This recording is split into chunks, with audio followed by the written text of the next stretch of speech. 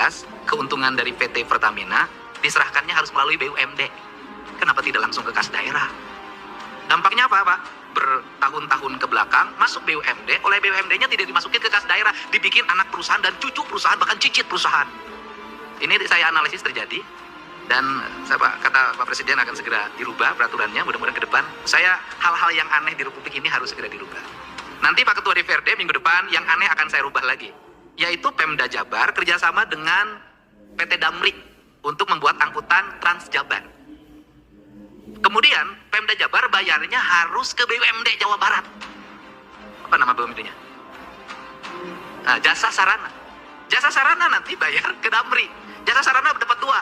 Satu, dari 120 miliar dia dapat 5%. Yang kedua, dari pendapatan provinsi dia harus dikasih operasional. Nugeloge mikir deh. Saya mulai bulan Agustus, saya coret langsung dari Pemprov Jabar dengan Damri. Nggak ada lagi lewat Jasa Sarana. Ini BUMD percaloan sangat luar biasa. Ada bertahun-tahun, ada ketika saya hitung keuntungan BUMD ini apa saja. Banyak. Kenapa? Kemana duitnya? Bikin anak perusahaan, cucu perusahaan, kerjasama dengan PTH, PTB, PTC, ratusan miliar uangnya berubah menjadi piutang. Bukan masuk ke kas daerah. Dan nanti BUMD di Jabar hanya satu. Namanya, satu BUMD namanya Sangga Buana. Dia penyangga dunia. Dan sampai akhirat.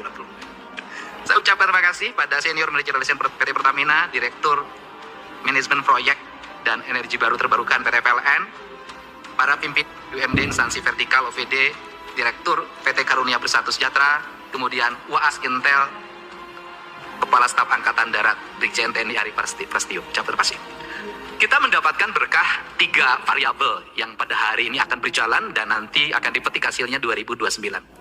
Variabel pertama adalah sampah yang menjadi problematika masyarakat Kota Bandung, Kabupaten Bandung, Kabupaten Bandung Barat, dan Kota Cimahi akan segera terselesaikan. Ada 2 hal yang pernah saya alami. Saya waktu itu masih jadi wakil Bupati Purwakarta.